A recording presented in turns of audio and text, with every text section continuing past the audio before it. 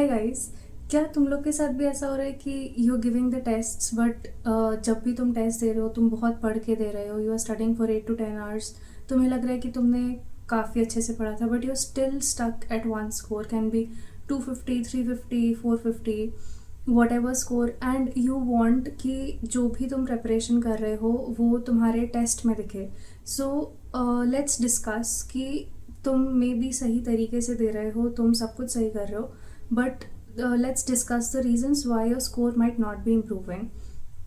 First of all, everybody says this and I am saying it too.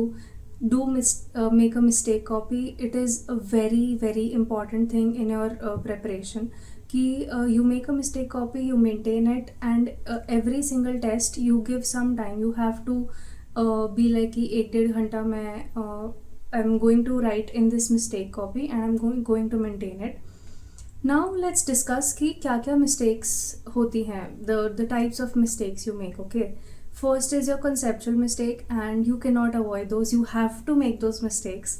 But the main thing is कि तुम वो mistakes कर रहे हो, उसके बाद you have to analyse that mistake.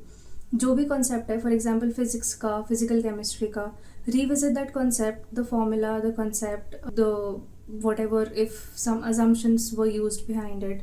So revisit all of that and make sure to write it in your copy and remember that for the next time. क्योंकि अगर तुम क्वेश्चंस ही इतने सारे कर लोगे कि तुम्हें सारे कॉन्सेप्ट्स पता चल जाएंगे, so you won't have any room for mistake in the final paper.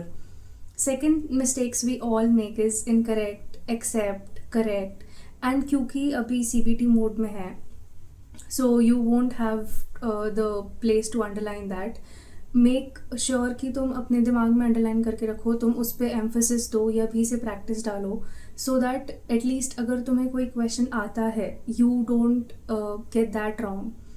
Third mistake we all make is हम गेसिंग मिस्टेक्स बहुत करते हैं. बहुत बार ऐसा होता है कि हम तुक्का मार रहे हैं, सही हो गया, हम तुक्का मार रहे हैं, गलत हो गया. So keep those particular questions in mind कि मैंने ये तुक्का मारा था and I have to check if that is correct or not. The fourth mistake is recall mistake. See, you have studied something, you have that information in mind, you even know कि वो इस page पे इस ये line है और यहाँ पे लिखा हुआ है, but you're just simply not able to recall it. No worries, just revisit the topic, reread it and you're good to go. Maybe अगर कोई important line है तो mention it in your mistake copy. And the fifth mistake we all make is time management का mistake. See, time management बहुत ज़्यादा ज़रूरी है, specially again क्योंकि CBT मोड है, तुम्हें एक साथ सारे क्वेश्चंस नहीं दिखेंगे, you will have to jump to the next question. When you jump to the next question और तुम्हें प्रीवियस क्वेश्चन नहीं मिलेगा, you might have to search for that question.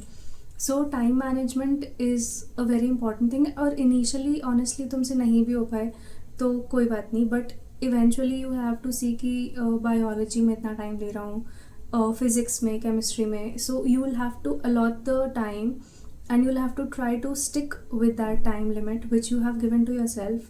And you will have to keep extra time, probably 20 minutes, 30 minutes, because you never know कि तुम्हारे साथ exam में what can happen और किस पर्टिकुलर सब्जेक्ट में तुम्हारा एक्स्ट्रा टाइम चला जाए. So you need to have the time to yourself. And then when you are making the mistake copy, अपने मार्क्स मेंशन करो, सब्जेक्ट वाइज मार्क्स मेंशन करो. See कि तुम्हें कितना मार्क्स कहाँ से, जैसे for example if you are already scoring around 320, 313 biology, so you know कि अगर मेरे मार्क्स कम आ रहे हैं so I have to take them from physics and chemistry.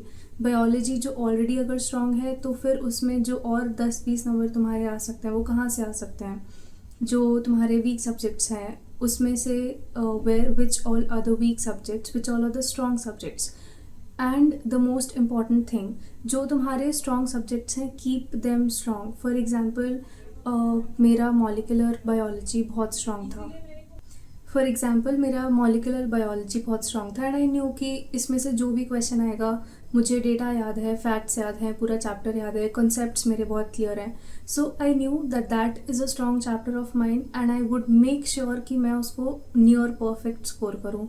मेरे अगर 10 क्वेश्चन आ रहे हैं टेस्ट में तो I probably get 9 or at least 10 out of 10 right. So if you have strong chapters, make sure to keep revising them.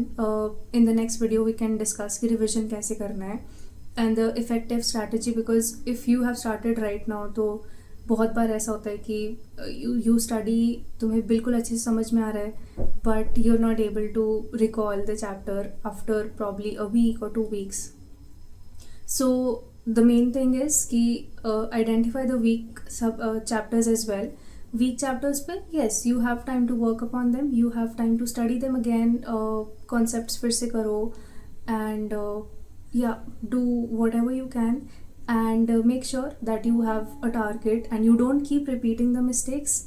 And let me know if you have any questions down in the comments, and please subscribe to the channel so that I can get the motivation to keep recording the videos. And see you. Bye bye.